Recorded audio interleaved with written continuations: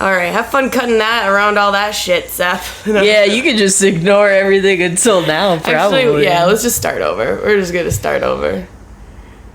Okay. I'll do a different sweet little lady, actually. Okay, yeah. I'm so hot and hungover. Oh. Emphasis on the hot. Emphasis on the hungover. I'm like having booze sweats right now, really bad. I only had 3 beers too, but I went like a week without drinking because I got so fucking sick. And quit bragging. It's like I had I swear to God, I feel like I had a keg of alcohol last night.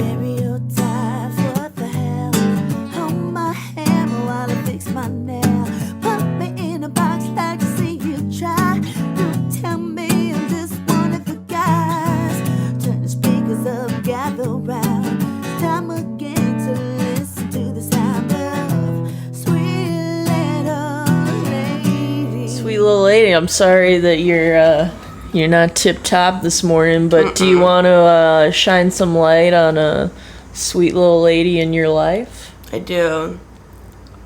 I went to get coffee this morning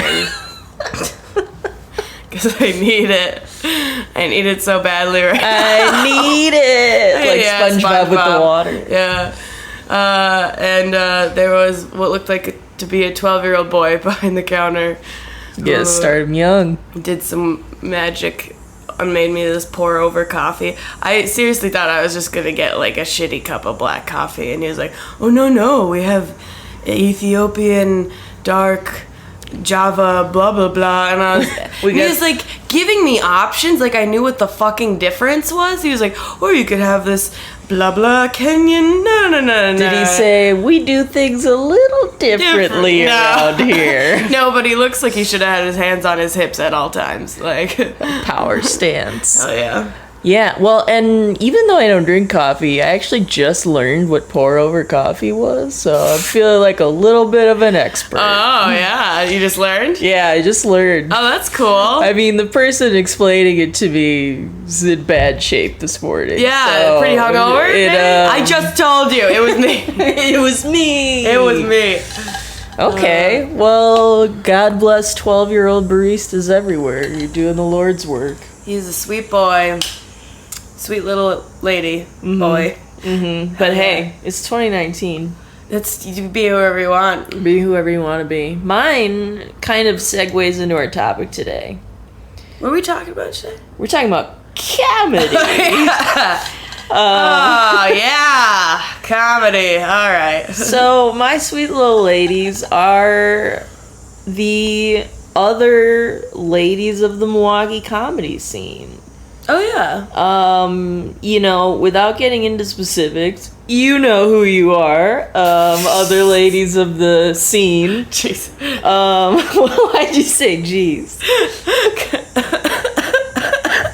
Okay, you just lost your chance to explain yourself. I can't. The other ladies of the scene, like, I feel like we're a tight-knit group.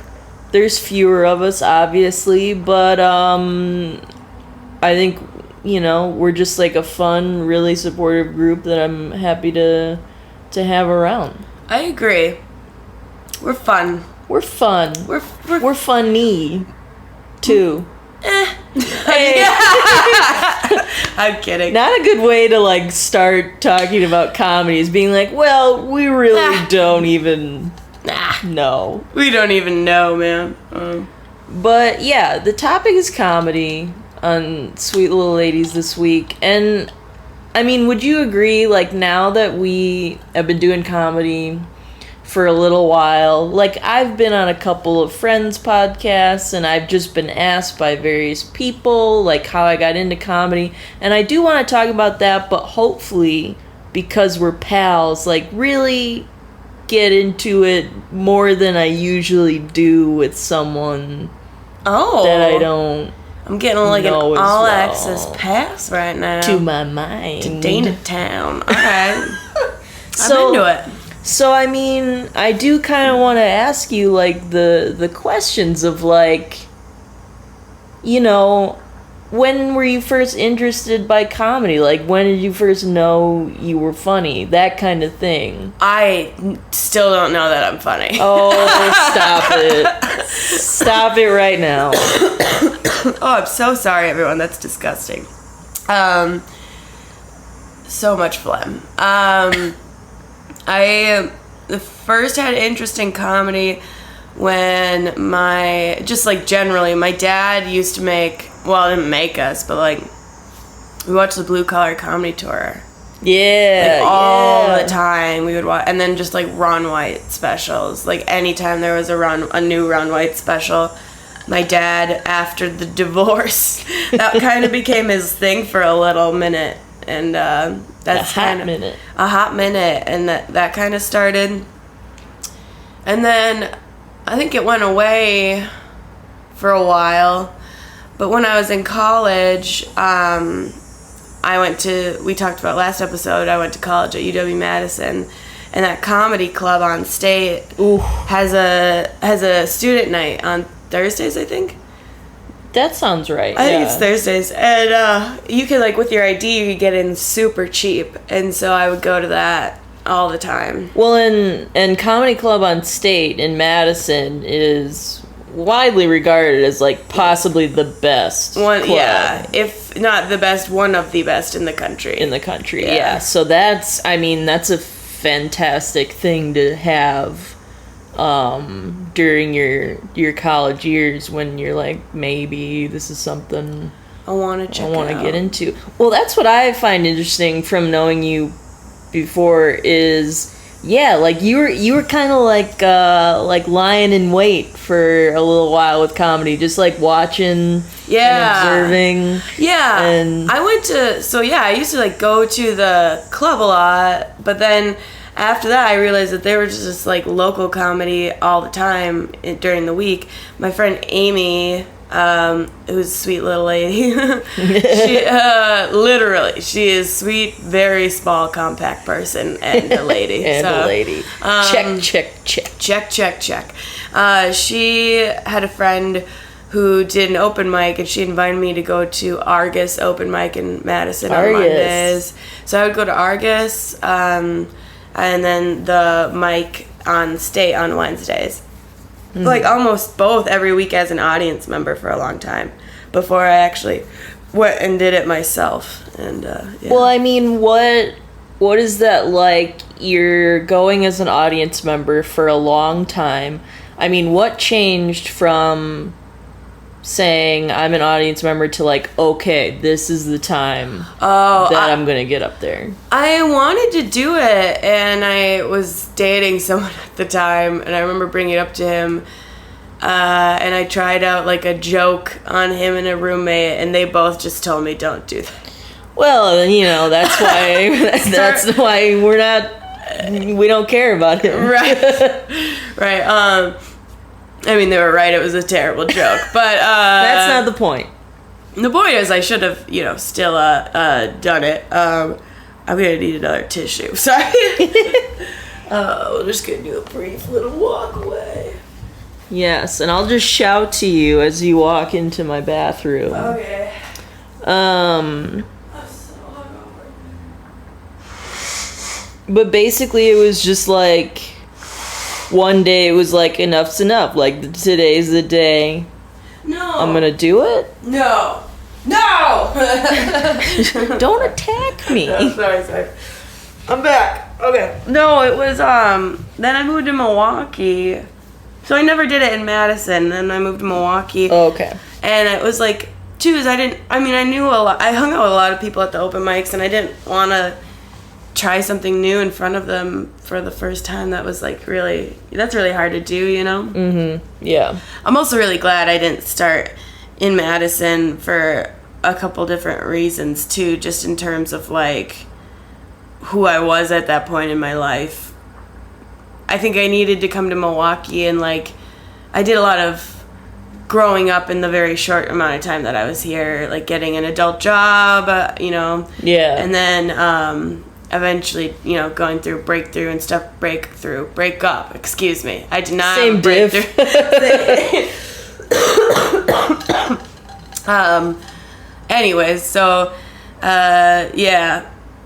Then when I moved to Milwaukee, I had an anonymity, and I needed something to do because I had a lot of free time outside of work. When I first moved here, I was a line cook, and I didn't even work 40 hours a week, so I was bored as shit. And I went to Bremen because that same friend who brought me and Amy to Argus to see him invited me to Bremen for the first time. Okay, and the Bremen open mic in Milwaukee is Monday nights, and that's like the longest running one in Milwaukee we have, and my boyfriend runs it, so. Hey now. That's true. No. And we're talking about Gary, so. No, we love you, Gary. Why would you do that? But that is not who Raegan was talking about. Gary's a brother. Gary is a brother. And and then you started it here. Well, that's interesting. Yeah. That you got some studying in. I got studying in, and I wrote, and I watched a lot of local, and I don't want to say amateur, but like local level comics. Yeah. Succeed and fail at different levels, and that was a good study. That's really interesting, and not my experience at all. Yeah, because you talked about it last episode, how you started. I did. Well, I mean, and like growing up, like I think my family's very funny, particularly my dad. And so, I mean, we were. Like, that's where I get my sense of humor, I think. And it's not Carol? Well, Carol's very funny in her own unique way. But it's different. But the whole family dynamic gave me my sense of humor, and like comedy movies were king. I mean, like anything Sandler and Jim Carrey did in the 90s, like the good stuff. Like that's just everything. But like I never like watched stand up ever. Oh, interesting. To the point where like I remember in high school, like 10th grade health class, like I just remember it very specifically. I don't know why. But it was like the first day, and so we had to like fill out a survey so the teacher could get to know us. Yeah. And like one of the questions was like favorite stand-up comic, and I remember like turning to my friend and being like, I don't know one to put. Oh, that's funny. So like he was like, put Jim Gaffigan down. I was like, okay. But then sometime after 10th grade, I think because of movies, Janine Garofalo. No. Oh. Sorry, I got really excited. Yeah. Is that well, like, have you ever seen Romy and Michelle's high school reunion? No. Oh my god. I'm so excited. I'm sorry. No, I'm excited because it means I get to show it to you for the first time. Hell yeah. So like, Romy and Michelle's high school reunion is a fantastic comedy, and Janine Garofalo is so funny in it. And I saw her in like a couple other movies, so I like looked her up, and I found out she did stand up, and I watched it, and I was like, holy shit. Yeah. This is insane. Yeah. This is awesome. And there used to be there used to be so many YouTube videos of her stand up, and there was like this 1 hour of hers I would watch over and over. But somewhere down the line, it got taken off, so like I can't revisit it, which is super sad. Mm-hmm. That sucks. But I remember, and even though I obviously like hadn't watched much stand up before that, I remember like she was like very cool to me because it wasn't what I thought stand up had to be, which was like a like a set up punchline type of thing. Like she didn't even have like, and I'm putting this in air quotes, like jokes. She just like told stories in a very funny way. Yeah. And I was like, whoa, you could do that? Yeah. And then so like, the next part, I talked a little bit about it in the college episode, was that when I got to college, I was just like, well, I have to push myself and do something new. Yeah.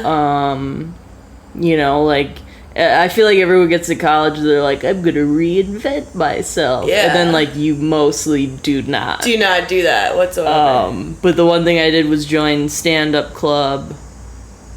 But that's why it's so crazy to me. I talked a little bit about this before, like, if I hadn't done it in college, I probably wouldn't have done it. Like, I can't imagine just going to Bremen and just being like, yeah, I'm gonna do it in, like, what can seem like a hostile environment. Mm-hmm. Yeah. So, yeah, I was lucky. Well, and I almost quit before it started. Just because I, like, was nervous, and I was like, oh, this seems like a lot of work. Yeah. And it's too scary. No, stand-up's so easy. It's so easy. Just you don't have to put in any effort. None. And so I almost quit, but then I didn't. And it just went well enough that I kept doing it. That's how it got started. But it's definitely, not most people's experience of just going to a mic and putting it out there. Yeah. Because I was talking about, like, Janine Garofalo, like, who was, like, your first person of, like, holy shit. My computer logged out. Who was my first person? That's hard to say. Like, once I got to college and stuff, because, like, oh my god, I mean, when I was a kid, I would have told you Ron White, because my dad made me watch so much Ron White. Well, and I don't mean to ask a question that you already answered, but, like, I know you watched a lot of Ron White, but, like, did it like grab you? Yeah. I mean, I remember watching him when he's got, like, a whiskey and a cigar, and he's sitting on his fucking, he's, like, half on that bar stool. Yeah.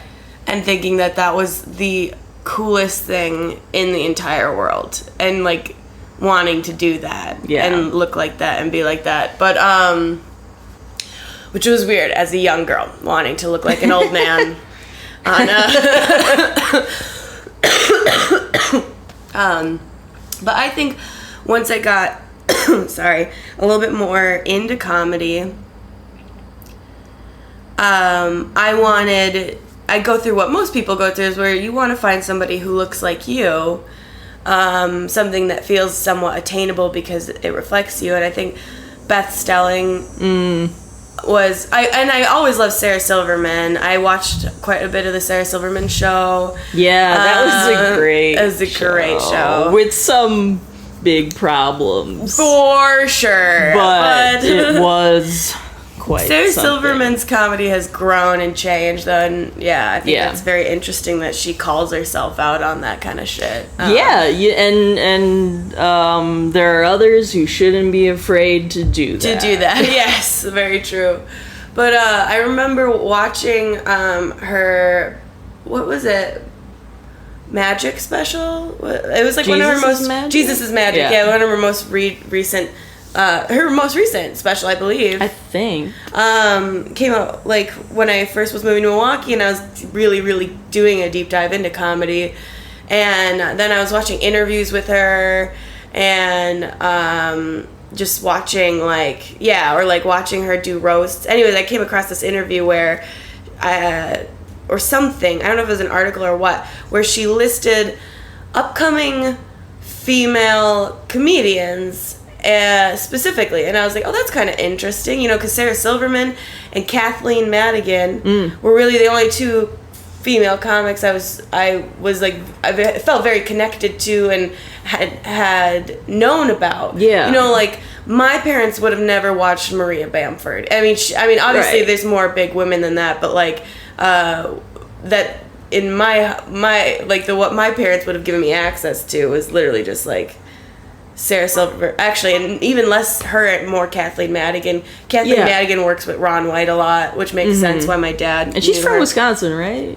Or no, she just does. She does her specials here a lot. Yeah, okay, that's what I'm thinking of. She does her specials here very often in Milwaukee. Yeah. No, I gotta get to that. But yeah, so Beth Stelling was the first one that I really felt like I identified with, and then after that, always forget her name, which is so. You gotta know her. She's like British. She's like the biggest, one of the biggest British comics. Sarah Millican. Oh, I don't know a lot. You don't know about her? Oh my god, she's like the definition. See, you just had your moment of like, I get to show you something. I get to show you this beautiful woman. Oh my god, she's amazing. She's so funny. I also then I remember in high school, my friend Amy, who I talked about earlier tonight, talking about Mike Birbiglia and like telling him. And I kind of was like, whatever. I watched one of his specials with her in college, and I did like it a lot, but like kind of forgot about him. And then I think when I rediscovered him in doing stand-up, and like, oh my god, his sleepwalking special, and I forget the one about his girlfriend Jenny, that one too. Yeah, it's like Sleepwalk with Me, and it's Sleepwalk with Me. I love that I get like barely the gist of the title of the album, and then you correct me on it, because well, it's a rare opportunity for me. I'm the person who always gets like quotes wrong and stuff, so if I have a chance to like get the words right, I'm like, hey, doing it. Do you mind if I get a little hungover slouchy here? No, please do. Okay. I'm getting comfy, you guys. That's yeah, it's very, when you start to see like the different styles. I mean, I just never knew that there were that many different ways you could do it. Comedy, like what I was saying with Janine Garofalo, I was like, you could do it where it's not just like set a punchline, bam, bam. And so like, Here's your sign. Yeah, I feel that, because like watching I mean, that's why I love Ron White so much, was because like. No, I mean, I don't ever want to shit on comics. But like that whole Larry the Cable Guy shtick, like, it was funny to me when I was a kid, but you grow up and you're like, I'm over it, you know? Like, yeah. So seeing Ron White, who never was a character, he always was just Ron White, telling you a story. And yeah, that's what's so great about Mike Birbiglia too, is like his style is so authentic and unique, and he's probably one of the best comics of art of all time. Like I think he changed a lot of how storytelling people aspire to that. Yeah. And then you brought her up, but like Maria Bamford is just like a huge one for me too. And how do you even describe? Well, I mean, like I think, I don't know, the idea almost applies to like music and comedy, where like I feel like sometimes when you listen to a song or watch a clip for the first time of something that's so different, you're almost like hate it, or just you're like, and what is this? And it's only after a little time that you can understand, like, holy shit, what she's doing. I mean, Maria Bamford, there's multiple things you can call out. One, the voices she does are so crazy, because they're not they're like impressions of of not a single person, but like a stereotypical snooty woman or something like that, or her mom. That's a specific person. She does her mom, but then on the other side of like talking about mental illness, like she was the one for me where it was like, oh, you can like, this is very personal. This is like, I mean, you could talk about like the worst stuff that a lot of people would tell you never to talk about. Right, especially not on stage. And it can be amazing. So she's definitely up there for me too. But it's interesting, like as far as female comics, I mean, definitely in the last... Oh, sorry. After you, I want to interject one more. Oh, do it. No, but just on that thing of like comics who showed you could talk about really real sad things, is that fucking Patton Oswalt special. Holy shit. Like that that too was like something for me that was like, he's like, it just made me feel like, I mean, I cried, but like, it made me so angry at myself that I've ever been afraid to try any kind of material. Oh. Like, if he has the balls to write an hour about the loss of his wife and the mother of his child, like, why would I ever be afraid to talk about anything in my life? You know what I mean? Like, it's like that to me very much was like, there's no there should be nothing you don't talk about, you know, in your life. Like, that it just, just go there. Yeah. Get uncomfortable. Like, I could, like, you can tell it's, like, exhausting for him to discuss. Yeah. And, yeah. Well, and I'm so hungover, I'm getting emotional about it. Comedy's beautiful, man. In the sort of the same vein, I mean, Tig Notaro's Live. Yeah, that's a really great, holy shit, that was crazy. Like, that's if you haven't heard it, that's a live, like, hour she did once, and, like, nobody knew like, it was, like, the first time she had, like, well, I don't know, I can't speak to the specifics, but, like, nobody that night knew everything she was going to talk about, and she just gets into, like, she had a bad breakup, her mom died, she was going through, like, a weird, like... GI, yeah. issues. She got C. diff, I believe. Yeah, which I was tested for that. I heard that. Yeah. You good? I never heard back, and they say no news is good news. That was the whole one-room schoolhouse vomiting thing. C. diff, you'd know, like... Well, yeah, I mean... After everything I went through, I would have appreciated a callback. A little heads up, yeah. A callback saying, hey, you're fine. But, and also that she had breast cancer. Wasn't it in both boobs? I believe. think. Or, I mean, I don't know if it was cancer in both, but I know she had to then... Mm-hmm. She was, like, finding out she had to get bilateral mastectomy. Yeah. Which is, like... I mean, one, lateral mastectomy, okay. Bilateral mastectomy. Okay. I mean, and, like, all those things, any one of those things alone is, like, just insane to go through and to talk about and make funny. Yeah. But then to make all of it funny. I mean, it's like you said, it just shows, like, if I want to talk about it, I could find a way. Yeah. Like, there's nothing... If I work hard enough at finding out what the funny thing is... Yeah. Like, I can do it. Yeah. But yeah, Patton 2. It's... Patton Oswalt 2, it has just... he is so... He's also one of the only comics who, when they touch on politics, I give a shit. Like, if you are a political comedian, I don't care about you. And that's nothing personal. I'm not interested in mixing politics and comedy myself. Mm-hmm. I don't feel that is, for me, a viable avenue of comedy.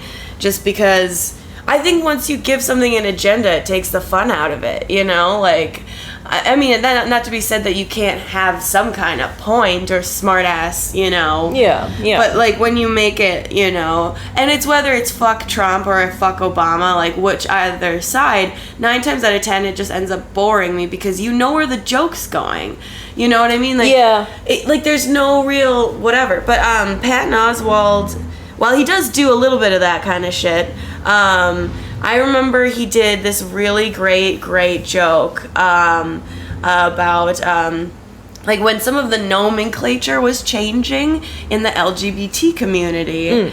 And somebody, I guess he used the wrong... I mean, Patton Oswalt has always been very liberal and supportive of the LGBT community and, like, whatever. Yeah. And I guess he had used the wrong term for transgender. Because it was, like, changing in that moment. And he got called... Made a mistake. He got called out, yeah. And he's like, I get it. And I'll do it. And I'll use your word. But, like, cut me some slack. And he has this, like, huge bit about how, like, we can't react with anger when people let us down. We can't react with anger when people let you down. Especially if you're in a community, being a bisexual woman in the community. I'm asking for you, to give me love and acceptance. I want to put that out there. If you mess up, I don't want to treat you with anger. I want to treat you with love and acceptance.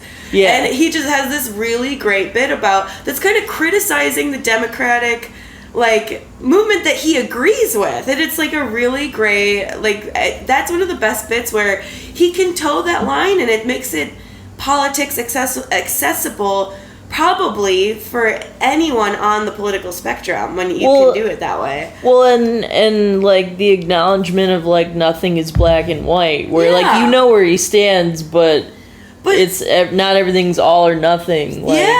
And you're not gonna be perfect, man. Yeah. Well, oh shoot, I had a follow up. You had a follow up. And I think we've talked about clapter before as well. Yeah. And that's something that can happen a lot with people who want to do political material, is you just say something that's not even a joke. Yeah. But who's in your audience and what they will agree with. Hopefully. So, yeah. I mean, if you're famous. If you're not famous, you don't know who's in your audience. And you just say something and just hope that they clap instead of laugh. And not the point. Not the point. No, it's comedy. Comedy. But, so I want to know, talk about how long you've been doing this. Oh. What? Not long. Well, me neither. I guess. Yeah, it's just sad. It's not sad. I'm a wee baby because I haven't even hit my 2-year mark. Yeah, but it's coming up. October 2nd is my 2-year anniversary. I mean, part of why I'm bringing that up is and I'll say it so that you don't have to. I mean, you're fucking crushing it. I'm not. But not even 2 years. What are some of your favorite things that you've been able to do? What are some of the fun, weird shows? Oh, yeah. I got to do Combined Locks, Wisconsin, a month ago for 4 people. Okay, so you... on a patio at an outdoor bar, while about 30 people played horseshoes. Yeah, behind clink. us. Yeah, clink, clink. Though no, I've gotten to do some cool stuff. Yeah, I did a competition in Madison. Was one of the funnest things I've gotten to do. The most fun, the funnest. It's called Madison's Funniest, so I suppose fun. One of the most, whatever. Yeah, I don't think we gotta. We don't gotta do the grammar. We already said we're English majors. We don't have nothing to prove. But I made it to the top 5 in that, which was good. Hell yeah. Yeah, it was really good. And then, I've gotten to do a few club weekends there, which have all destroyed my body. Just broken me down, chipped me away to the raw. You ever drink so much alcohol, you're you don't know who you are anymore? You just wake up the next morning, you're I'm never going to recover from this. Kind of how I'm feeling now, actually. I was going to say, you're already, living that right now. You don't have to, oh, man. think about... Yeah, we might do a pause for a little throw-up, actually. Really? Yeah. Oh, I thought it was good, and I'm not feeling great. Oh, man. We're about 37 minutes in, folks, and the last 10 have been... I'm laying down right now. Oh, man. But yeah, I got to do some club weekends. And that's been fun. Well, and I was just thinking, so it's not even the big stuff's made, but even the last thing that we did together was Wednesday night. There's this thing called the Milwaukee Night Market. I love just the little weird stuff. that we get to do. Like on Wednesday, we were at the Milwaukee Night Market, which is this market once a month in the summer in Milwaukee where they shut down a part of Wisconsin Avenue, and there are all these vendors and businesses there that can tell you about who they are. Games, food, all this stuff. And Sam Hansen Doodles. Sam Hansen Doodle, what up, girl? Yeah. I hope her stuff did not get rained on. Oh, I'm sure it did. It was a rough night this Wednesday with rain, but like there was a little tent that could, under the tent, had probably like 9 folding chairs. Yeah. And then people could also stand outside the tent in the back, but we did comedy that way. And it's like we just did comedy out in the street under a little tent. Yeah. 5-minute sets in the rain. Yeah. Like, I just love like little weird shit like that. Yeah, I'm trying to think of like other goofy little things like that we've gotten to do because of this. Like for me, one was peanut butter jelly deli. Yeah, you do one in a restaurant that specializes in peanut butter and jelly sandwiches. The show that I did right before throwing up in that one-room schoolhouse was on a boat on the chain of lakes in central Wisconsin. On a boat. On a friggin' boat. That's awesome.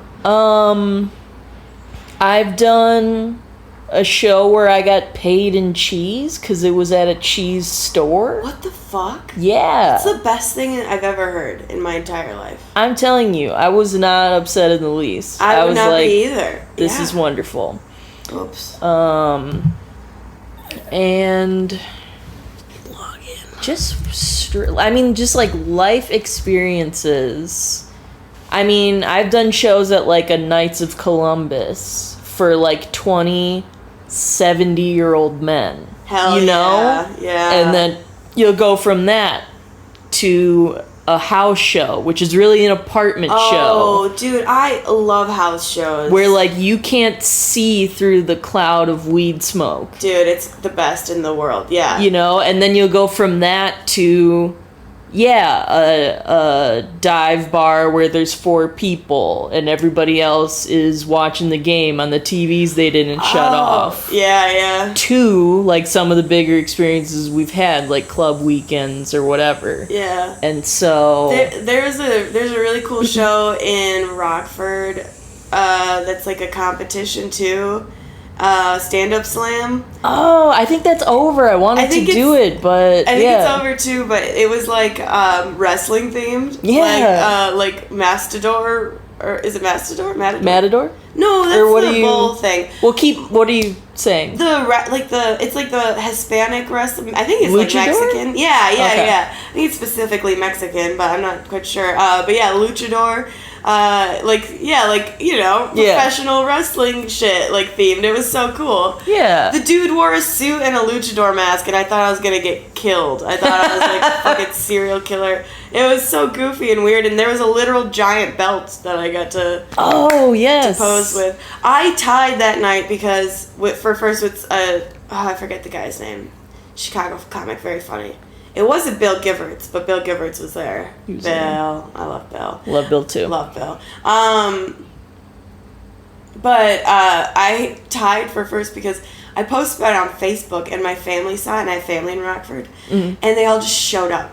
Yeah. And it was awful. It was awful. It was so weird. Like there was like 3 people there, and then my family. But I mean, that's a show for Chris Schmidt if I've ever heard one. Oh yeah, Chris Schmidt, local comic, and loves wrestling. Yeah.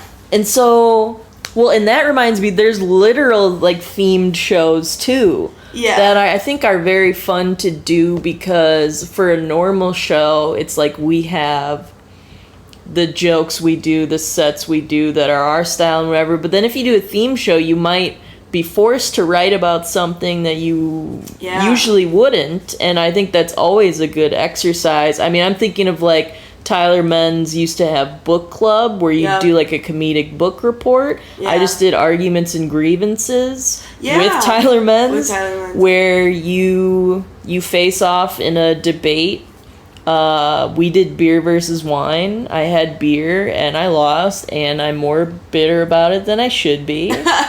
How would he get you? I mean, beer all the way, man.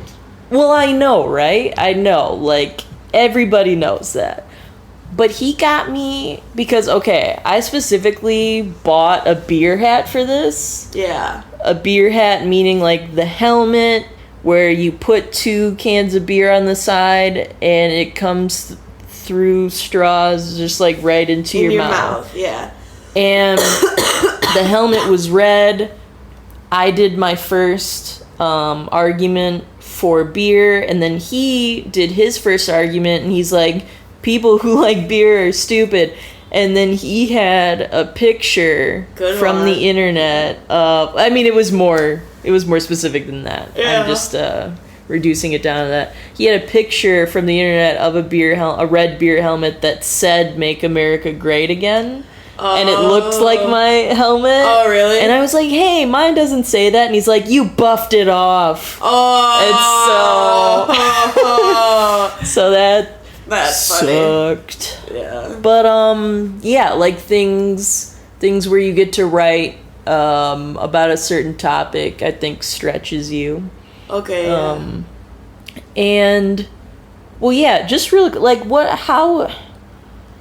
Yeah, we don't, in Milwaukee we have an Insult and Battery show too. That's like one of those shows roasts? that makes you write. Yeah. Yeah. Roast battle show. Yeah, you gotta make fun of that other person. That's actually my most proud accomplishment in comedy, because you have to write for each person.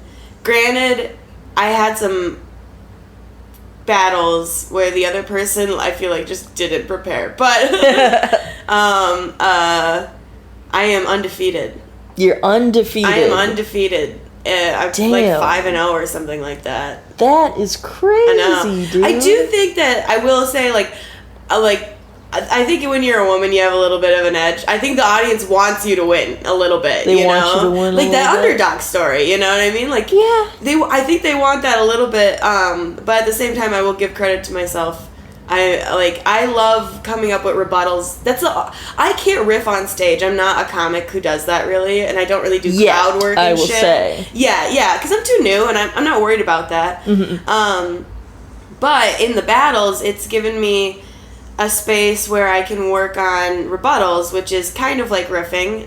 Yeah, like just taking what the other person said, like, about you and pushing back on it. Yeah. Yeah. And that has been really fun, and I feel like that has made me more comfortable on stage. I think that's very valuable. Yeah. I want to do that show, though. Arguments and Grievances. Yeah. You definitely should. I'll have to hit you up about who books that, because I want to do that, yeah. We'll do. We in the biz, we'll do a little insider... insider... trading. And... So, yeah, I want to bring it back to the scene a little bit, the Milwaukee scene. Well, first, like, we got to talk about how we met. I remember shit, that was another weird show. Yeah, well, I remember 2 things, because I think technically the first time I met you might have been at a mic, but we didn't talk. Was it? Well, I think so. I think it was at Up and Under. Because here's the thing, is that there are very few of us female comics in the scene. Yeah. And you were newer, and I'd been hearing a lot about you, seeing your name on show posters and stuff. But there's this thing in the scene where, like, if you're not hitting mics, like, super regularly... Yeah. There, like, some people are not happy about that. Yeah. And that applies to me on the side of, like, I'm not at that many mics. And so I thought, like, because she is, I bet they've all, like, brainwashed her to not liking me. Oh, man. And I was like, because, like, she's at all the mics and I'm not. And I bet she's like... ugh, like Dana like doesn't even give a shit. So I like automatically, and this is kind of And me you all don't, over. So look at where we are now. No, That's kind of me all over though. Is just like entering every interaction with like, well, they don't like me, right. and so That's then bad anxiety, my friend. yeah, Bad. yeah, bad. Oh, Bad. is it bad? Okay, Bad Dana. I never looked at it that way. Bad Dana. And then so when we did a show together, the show was there's this awesome group in Milwaukee. There's Ladies Rock Milwaukee and Girls Rock Milwaukee, and it's this super thing. It's like an intensive weekend where like you learn an instrument to like learn how to be in a rock band. You don't have to have any prior experience, but by the end you'll either be a singer or a drummer, guitar, bass. And I think you'll write a song. And you'll write a song and you'll perform it. Yeah. And it's a super cool thing, and kind of like as the kickoff event for that weekend, they brought in some female comics. They brought in us. Yeah. Well, and was there anyone else? It was just us. It was just us, and I was nervous again, thinking like she probably doesn't like me. But then you were just like, even though we didn't know each other, like you were so warm and nice and like supportive. Yeah. That I was like, oh. Which I think it's funny too, because like you don't even know, but I recommended you for that show. Well, yeah, and then I found that out later where you were like, I haven't actually like seen Dana, but like she could probably do it. Yeah, I was like, everybody tells me she's super funny, and is also, they wanted women. It's a women's weekend, so they wanted women. It's an all women event. So that's what they wanted, and you were the only one I really knew of besides Carly, but our friend Carly at that time was not really, she had some, personal stuff that doesn't, that aside, she just was taking a little step back from comedy and shit, just doing her life. So I was like, well, this is the only other female I know. And I was like, I heard she's amazing, and you should fucking hit her up. No, there's definitely that thing in the open mic scene, which, even as somebody who hits about 3 mics a week, if I don't, or, like this week, I had shows Thursday and Friday, so I only went to 1 mic this week. And I was going to go on Wednesday, but we did the teeny tiny tent thing. Yeah. And then I got totally rained on. And I had the sinus infection. So not a good combo. I went home. I didn't go to that mic. But, like, I even still get comments about my attendance from certain comics in the scene. And I think the reality is that if you are taking time to notice who is and isn't present and directing your energy at being upset or making judgments about that person, you have more time to write jokes. And that's what you should fucking be doing. Like, I mean, personally for me, I believe how I'm going to do comedy, I need to be at open mics. Yeah. But I'm not going to look at anybody else and tell them, I know how you need to write or how your process needs to work or what you need to do. There's a lot of benefits I feel come from open micing hard. But at the same time, if you don't need to achieve, like, I do it because if I don't go on stage like every couple of days, like Thursday, even though we did the teeny tiny tent thing on Wednesday, that was mostly to comics, and there was like maybe 4 people there, whatever, because it was rainy. It was very rainy. It was very fun, but it was very rainy. I hadn't really been on stage because I guess I was on Monday though, because I went. It's just like I had been kind of sporadic lately because I was sick, and also this whole summer, personal things with my boyfriend and I have not been going out a lot, and as much, and it's been like a kick in the ass basically these last 2 weeks of me realizing like when I'm not on stage constantly, I lose a lot of like my personality and my confidence. I cannot retain that across performances without hitting open mics. That's like very much. Not to mention, I'm so sick of my material. I think that's the main reason why I go to open mics so much too. Is because like I gotta get something new. Yeah, I just need to fucking try something. But like I said, it's like, while I have a huge love and appreciation for it, and I'll share that with any other, person who feels that way.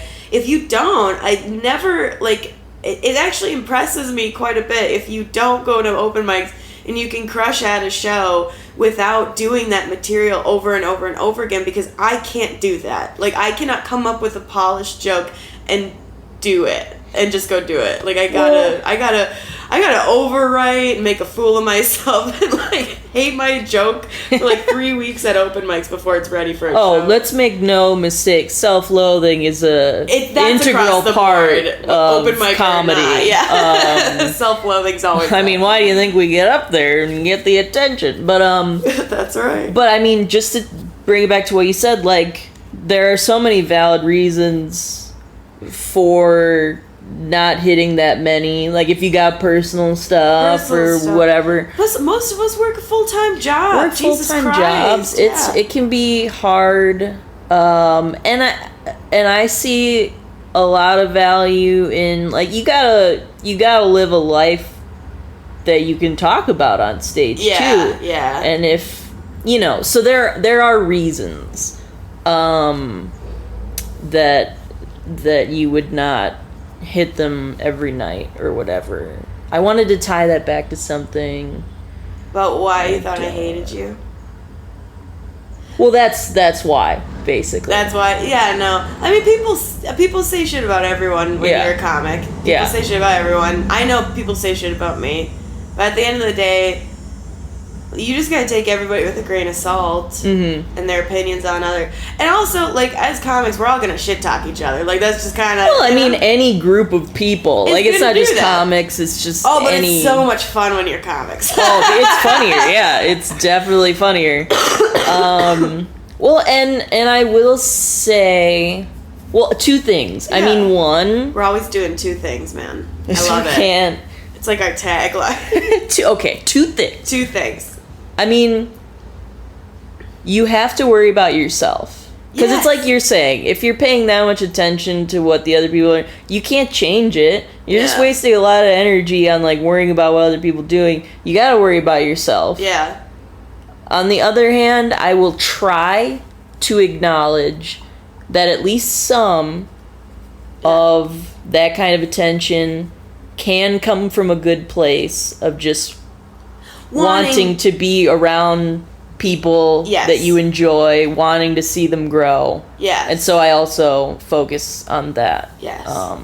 So there is a lot of love and caring amongst us comics in the Milwaukee scene. Was that both things? I think it was 5. It was one thing. It was, but it was 2 things. It was a couple of things. It was definitely 2. Well, I think too, like, there's always this interesting conversation in the comedy scene here, in Milwaukee in particular, and maybe if you're a comic and you are in a city similar to Milwaukee, where we're not a huge scene, but we're not a small scene by any means, right? We're not like Appleton. Not shitting on them, but they're tiny. They're smaller. That's just fact. Yeah, I think they only have like an open mic a week, maybe. Whereas we've got one every night of the week. So we're a healthy baby. Well, here in Milwaukee. Wouldn't that just be like, if there were one a week, it'd be like, holy shit. But when there's one every night, it's like, I could catch another one. I could take a break. Where does it go? Oh, but there's this conversation about, because we've been talking about this less women, whether or not you should feel an obligation as a woman to be at open mics to show representation. And this is I know where I stand on it. My opinion is no, fuck that. That's not my job. It's very, I mean, it's not a black and white. Yeah. It's complicated because, like, do I take it seriously that I am one of the few female comics in the scene?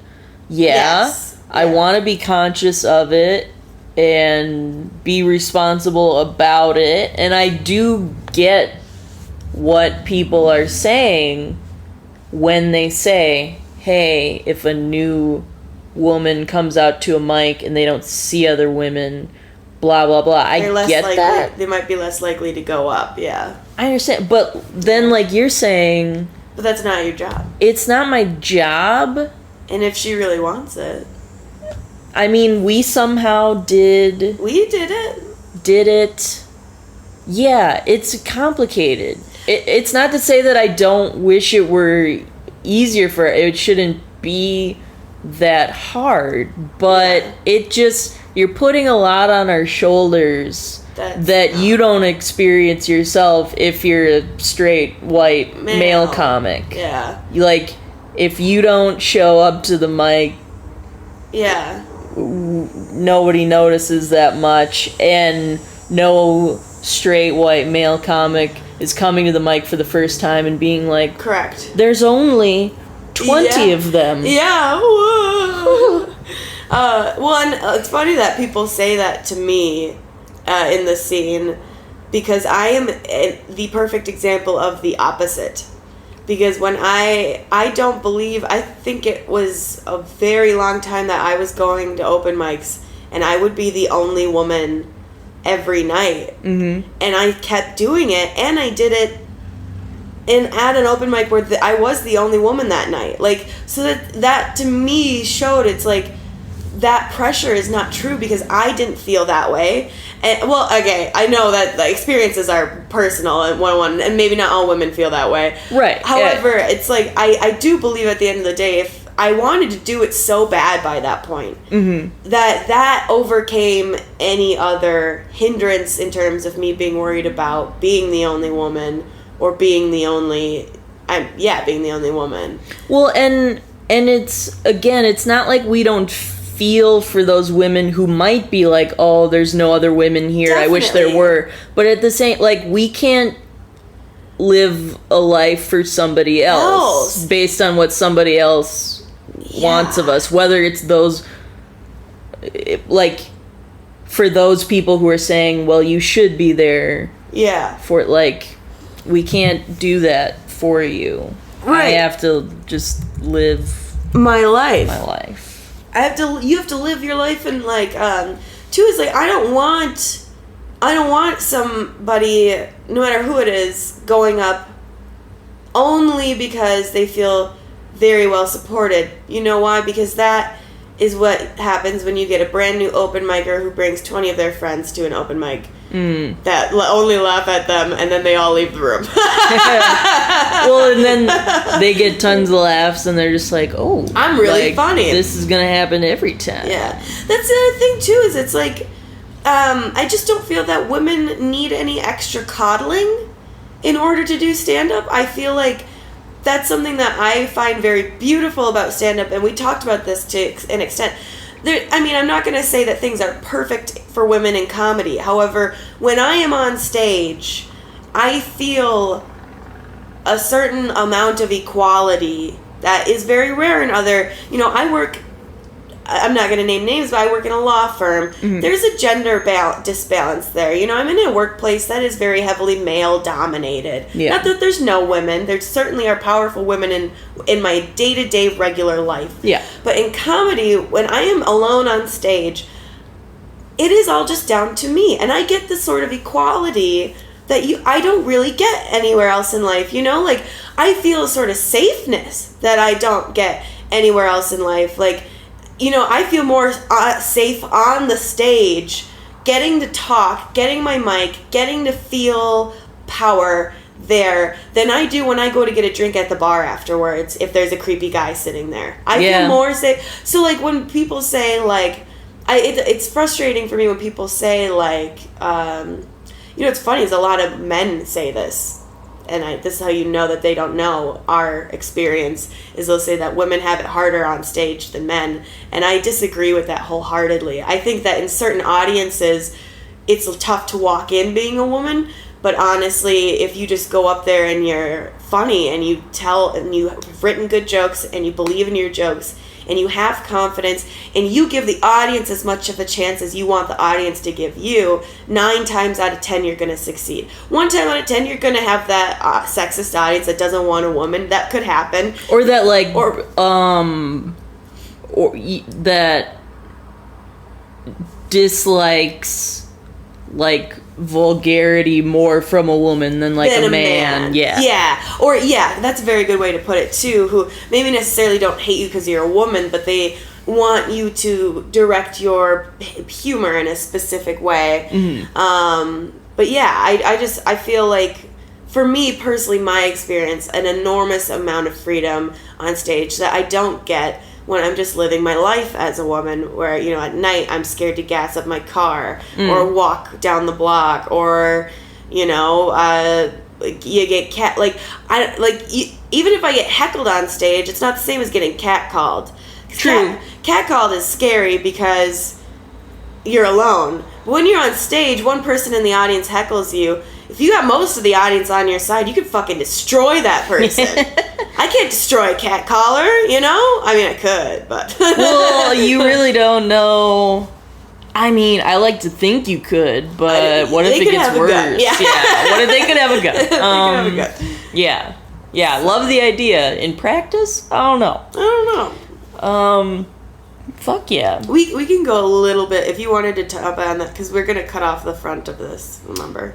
Right. I mean, I hear what you're saying, and I agree. Like, it is very empowering. Well, and I mean, even to take gender out of the equation, I mean, stand-up comedy is so empowering. Like, oh man, just like for the first time, like, I have the mic. Yeah. It's my time. You're listening to me. Yeah. And I mean, I remember there's a show in Milwaukee called Subjective. Yeah. Where it's like you do your set, but you also end up kind of giving an artist statement and talking about like why you love comedy and whatever. There's a Q&A after. Yeah. The audience can ask questions. Yeah. And very cool show. And like for me in my comedy, I'm very like self-deprecating, and it's like a chance where I have the power, I have the mic, and I'm gonna like make fun of myself or like turn all of these perceived like weaknesses or like negative parts of myself and like flip them,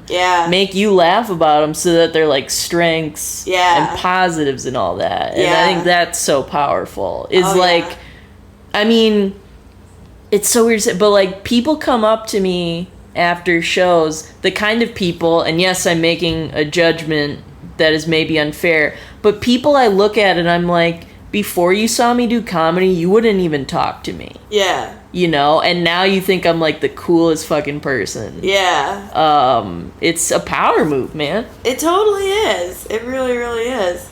Yeah. Fuck yeah, Comedy's dude. cool. I love comedy. Comedy's why I'm hungover today, but I still love it anyway. And you know what? I mean, there are a lot of topics I feel like we're probably going to revisit, and this, I think, is an obvious candidate, because there are things I want to ask you about in another episode. Oh, we could go on. I want to talk about, like, Milwaukee as opposed to, like, bigger markets. I want to talk about some negative parts, like, times, like, maybe you, like, wanted to stop or whatever. Like, there's stuff. We should have a bombing episode, too, where we just talk about our bad bombs. Let's do that next. There's like a whole podcast dedicated to that. I forget who does that podcast. Well, Tyler Menz did Eating It. Oh! It's sort of on there's hiatus. Another one, though. Yeah. But yeah. We can just talk about our own specific ones, and we could go for a while. I know I could. Oh, I mean, yeah, I've got a great bomb story for sure. Marsha's involved. Oh, yeah? Oh, yeah. Yeah, she is. But yeah, okay, yeah, well... And I want to talk about the dangers of a variety show. Ugh, a variety show. Oh my god. Yeah. Let's just end this and then do another one right after this. Right after this. 2-part comedy episode. Hell yeah. But yeah, no, I think we should just wrap it up with a tip of the week. Tip of the week. Do you have something, Raegan? Be hungover, boys or gals. I mean, this tip is for anyone. Gender fluid, Yeah. We do it as a joke because we feel like men won't listen to our podcast. Yeah, so, yeah, we do this basically to just, like, hook that male guys listener. can get laid, yeah. But be hungover? Yeah. How is that your tip? I'm just feeling like if you're hungover, yeah, I don't know. I can't think beyond being hungover, I guess. Okay, so like that's just where your head's at. Actually, okay, I have a good tip. Okay. Last night, this guy and gal were on a date at my show, and it was not going well. It was so sad. And then, so what you should do if you really want to get laid on that date is when your date walks away from you, come over and hit on me. Oh. Even though I have a boyfriend. Is that what happened? Yeah, he well, I don't know if he was like totally like trying, but he like got kind of touchy with my arm, and I was like, yeah, I didn't give you permission to touch me there. Who gave you So that's my tip of the week, is to invade my space specifically. Wow, don't say that. I'm just kidding. Don't do that, please. I don't want that. Well, and I'm just gonna say, Yeah. well, I mean, for me specifically, don't come up and be like, I normally don't think women are funny, but Oh, you. yeah. And then in general, I'm gonna say, if you go to a comedy show and there are women, like, don't say stuff like that to your date. Don't, you know. Don't also think that. Yeah, don't think that. I don't know Scrub why it from your mind. you would think that, because we're just like women comics are just like any other comic, and some of us are funny, some of us are bad, and we're just the I'm same. right here. Like, I'm right here. Why are you? Dana's the funniest. No, you're the funniest. She's a funny gal. You hang up first. No, you hang up. You hang up. I love you. I love you. Sweet little ladies. Thanks, guys. I'm gonna go vomit.